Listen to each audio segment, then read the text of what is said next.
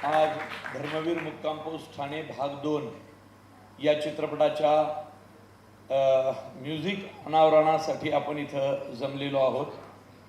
तर संगीत हा भारतीय चित्रपट सृष्टीचा प्राण आहे। संगीताशिवाय चित्रपट पूर्ण होऊ शकत नाही। म्हणूनच कदाचित ट्रेलर लॉन्चच्या आधीही म्युझिक लॉन्च होतो, त्याचं कारण ते असेल।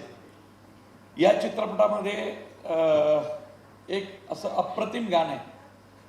जसं गेल्या वेळी आई जगदंबे हे गाणं होतं, भेटला विठ्ठल होतं, माझा आनंद हरपला। प्रत्येक गाण्यानं हृदयाचा ठाव घेतला होता। खूप आवडती गाणी या चित्रपटामध्ये झाली। कुठल्याही चित्रपटामध्ये एक गाणं असं घ्यावं अशी माझी नेहमी धारणा असते, जे गाणं कुठल्या ना कुठल्या तरी घटनेला पुढे घेऊन जाईल। म्हणून मी माझा पहिला चित्रपट देऊळबंद, या देऊळबंद चित्रपटासाठी मी गुरुचरित्राचे कर पारायण हे आमच्या प्रणित दादांनी आणि नरेंद्र भिडेंनी केलेलं गाणं होतं। मग माझा मुळशी पॅटर्न आला, त्याच्यात मी मुद्दाम वाढदिवसाचं भाईचा बड्डे हे गाणं घेतलं, कारण वाढदिवसांना ते बऱ्याच ठिकाणी आता तेच वाजतं। त्याच्यानंतर सरसेनापती हंबीरराव आला, त्याच्यामध्ये मी छत्रपती शिवाजी महाराजांच्या मृत्यूनंतर महाराष्ट्र कसा अनाथ झाला, संपूर्ण देश हिंदवी स्वराज्य कसं अनाथ झालं ह्याच्यावरचं शिवराया नावाचं गाणं होतं।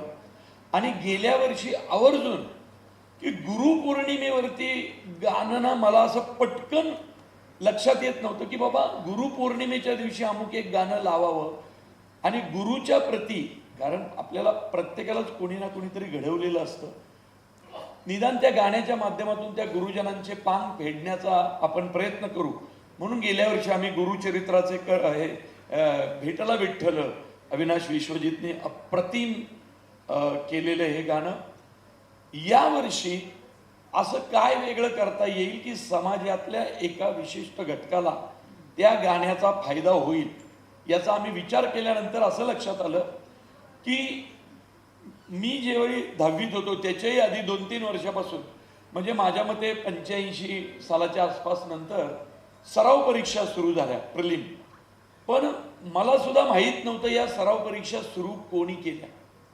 इथं ठाण्यातल्या सगळ्या मंडळींशी बोलताना लक्षात आलं की सराव परीक्षा याचा उगम धर्मवीर आनंद दिघे साहेब यांच्या संकल्पनेतून, माध्यमातून, त्यांच्या जवळच्या लोकांच्या प्रेरणेतून, बाळासाहेब ठाकरेंच्या आशीर्वादानं अशा पद्धतीनं सराव परीक्षा सुरू झाल्या। तर म्हटलं प्रत्येकाला, म्हणजे ज्यांना अशीही माणसं असतात, खरं तर सगळ्यात सोपा विषय गणित आहे आणि सगळ्यात अवघड विषयही गणितच आहे।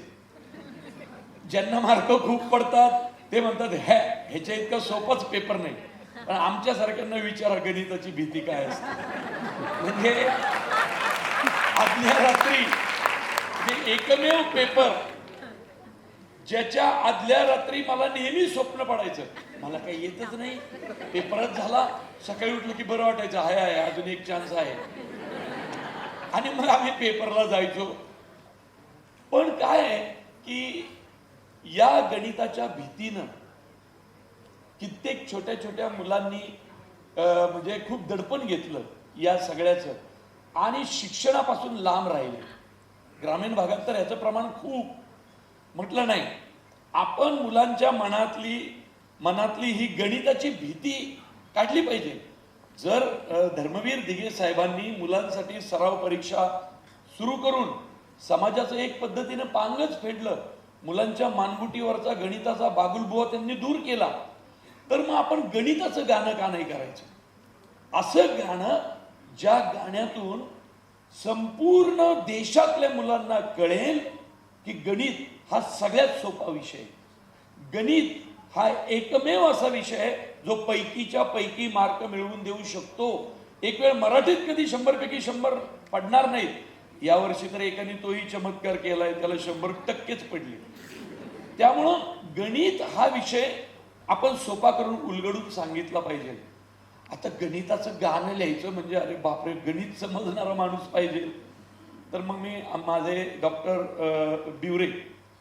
प्रसाद बिवरे आमच्या मणिपाल हॉस्पिटलला असतात पुण्यात, त्यांच्याकडे गेलो का, तर तो एकमेव माणूस असा आहे, म्हणजे आनंदाची गोष्ट ही, त्यांना गणितात लहानपणापासून ते शेवटच्या एक्झाम पर्यंत दरवेळी पैकीच्या पैकीच मार्क पडले. ते म्हटले आजपर्यंत माझा गणिताचा एकही मार्क गेलेला नाही. मला तर आदरच वाढला. म्हणजे म्हटलं आता डोकं बिकं दुखलं तरी यांच्याकडे जायचं नाही, त्या माणसाला त्रास द्यायचा नाही. आणि मी त्यांना म्हटलं, सर गणित तुम्हाला जितकं सोपं वाटतं तेवढं सोपं करून सांगा ना समाजातल्या पोरांना. कारण दिघे साहेबांच्या चित्रपटातून समाज प्रबोधन हा मुख्य हेतू आहे. तर या गाण्यातून महाराष्ट्रातल्या तमाम पोरांच्या मनातली गणिताची भीती घालवा. आणि काय सुंदर गाणं, काय सुंदर चाल दिली गेली अविनाश विश्वजित कडून त्याला, काय सुंदर गायला गेलं बेलाकडून आणि विशाल ददलानीकडून. बरं, या गाण्याच्या निमित्तानं बेलानी माझ्या चित्रपटात कधीतरी गावं हे माझं स्वप्नही पूर्ण झालं. तर अशा पद्धतीनं हे गाणं आलंय. त्यामुळं महाराष्ट्रातला एकही लहान मुलगा नसावा, त्याचे पालक नसावे ज्यांनी हा चित्रपट पाहिला नाही. कारण का माहितीये का, तुमच्या मुलाच्या मनातील गणिताची भीती हा चित्रपट काढणार आहे, एवढंच मी सांगतो दिघे साहेबांच्या वतीनं.